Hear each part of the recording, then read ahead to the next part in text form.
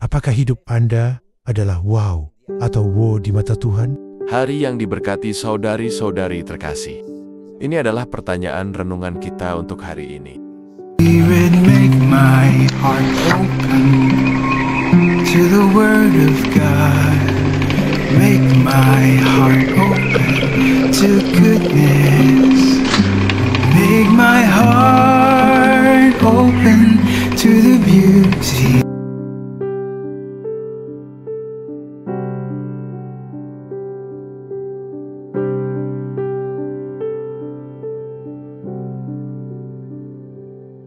Kata-kata celaka atau wow dan wow mungkin terdengar sama, tapi memiliki arti yang sangat berbeda. Celaka adalah istilah Alkitabiah tradisional.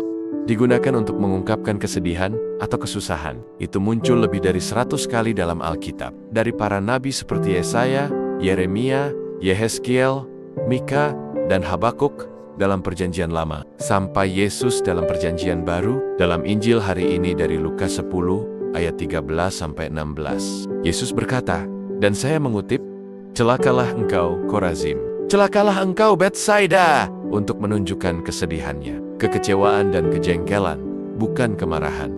Dia meratapi kota-kota ini, karena meskipun menyaksikan banyak mujizat dan memiliki kesempatan untuk bertobat, namun memilih untuk tetap berada dalam kebutaan dan kegelapan rohani. Kata celaka darinya bertindak sebagai peringatan serius tentang konsekuensi dari menolak rahmat Tuhan dan mengungkapkan kesedihan atas diri mereka sendiri akan keputusan yang merusak dan mendesak orang untuk mengubah hati mereka. Pesan dari Yesus ini masih berbicara kepada kita hari ini.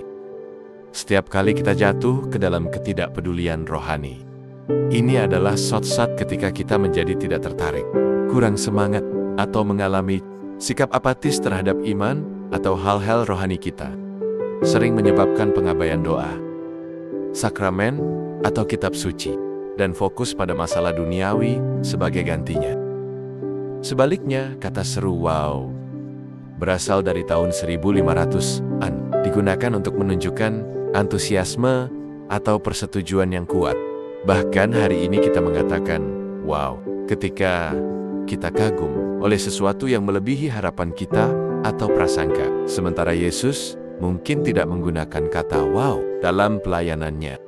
Ada beberapa kesempatan ketika dia mengungkapkan keheranannya sendiri pada individu tertentu.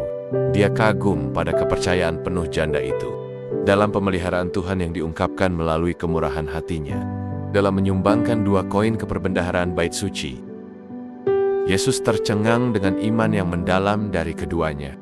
Wanita berdarah yang percaya dia akan disembuhkan hanya dengan menyentuh pakaiannya, dan perwira Romawi yang meminta Yesus untuk menyembuhkan hambanya. Saat Yesus menderita di kayu salib, dia masih terkagum dengan Dismas, pria yang disalibkan di sebelah kanannya, yang sepenuhnya berserah dan mempercayakan jiwanya kepada Yesus dengan menyatakan dia sebagai Raja dan Penyelamatnya. Saudara dan saudari, apakah Anda menjalani kehidupan yang mengagumkan Tuhan atau yang menimbulkan kata celaka? Saat ini kita hidup di dunia di mana kita dapat dengan mudah terganggu oleh iming-iming ketenaran, kekuasaan, otoritas, dan harta benda. Seperti orang-orang Khorazim, Betsaida, dan Kapernaum kita juga. Bisa terkecam jika kita mengabaikan peringatan Yesus dan panggilannya untuk bertobat dan kembali ke jalannya. Sebagai orang percaya, kita harus berusaha menjalani hidup yang selaras dengan kehendak Tuhan yang menginspirasi semua orang dan membawa berkat baru ke dalam hidup kita. Seringkali melalui ketaatan dan rasa syukur iman. Ini dicapai dengan konsisten mencari Tuhan melalui doa mempelajari firman-Nya. Mengaku dosa untuk mempertahankan hubungan yang jelas dan aktif melakukan kehendak-Nya. Dengan demikian menunjukkan iman dan menciptakan kehidupan ajaib yang menyenangkan Tuhan. Mari kita berdoa. Dalam nama Bapa dan Putra dan Roh Kudus. Amin.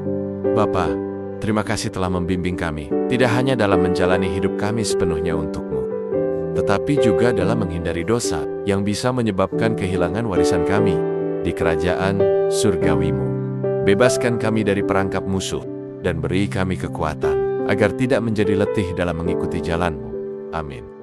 Dalam nama Bapa dan Putra dan Roh Kudus. Amin. Tuhan memberkati Anda dan keluarga Anda. Saudara-saudari terkasih, Tuhan memberkati Gereja Katolik kita dan Couples for Christ.